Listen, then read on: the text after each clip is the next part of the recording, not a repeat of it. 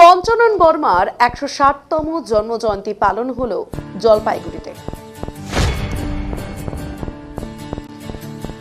শুক্রবার মনীষী পঞ্চানন বর্মার ১৬০তম জন্মজয়ন্তী উদযাপন হলো জলপাইগুড়িতে। এর পাশাপাশি মনীষী পঞ্চানন বর্মার স্মারক সম্মাননাও প্রদান করা হয়। এদিন জলপাইগুড়ি মনীষী পঞ্চানন বর্মার স্মারক ভবনে একটি অনুষ্ঠানের আয়োজন করা হয়েছিল মনীষী পঞ্চানন বর্মার স্মারক সমিতির পক্ষ থেকে। এদিন আবক্ষ মূর্তিতে শ্রদ্ধা নিবেদন, উদ্বোধনী অনুষ্ঠান, আলোচনা সভার পাশাপাশি পঞ্চানন বর্মার স্মারক সম্মানে ভূষিত করা হয় বিশিষ্টজনেদের। যারা নিঃস্বার্থভাবে মনীষী পঞ্চাননের নির্দেশিত পথে কাজ করে গিয়েছেন তাদেরই মূলত প্রতি বছর এই সম্মাননা প্রদান করা হয় বলে জানা গিয়েছে। এই বছর শিলিগুড়ি শিব মন্দিরের পদ্মশ্রী নগেন্দ্রনাথ রায় ও কোচবিহার জেলার পঞ্চানন অনুরাগে বিশিষ্ট দ্বিজেন্দ্রনাথ রায়কে পঞ্চানন স্মারক সম্মানে ভূষিত করা হলো।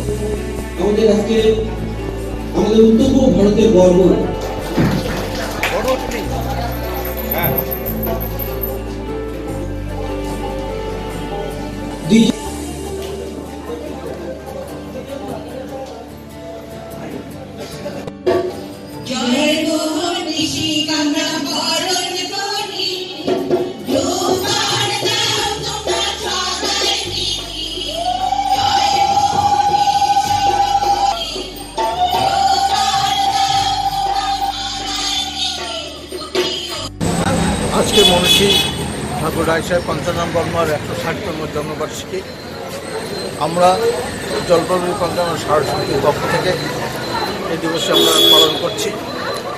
এখানে প্রায় আমাদের ভবনে অনেক মানুষের সমাগম হয়েছে। এখানে আমরা আজকে এই দিনটিতে প্রত্যেক বছরই আমরা দুজন পঞ্চানন অনুরাগীকে আমরা সম্মান দিই।